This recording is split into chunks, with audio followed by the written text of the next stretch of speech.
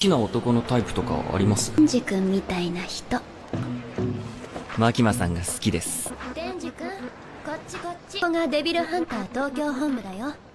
東京には民間も含めてデビルハンターが1000人以上もいるけどは有給多いし、福利厚生が一番いいんだよ。マキマさんが俺を好きっつう、一緒に仕事していくうちにそういう関係になってくんじゃねえか。そういう関係になったらそういう行為もできるんじゃ。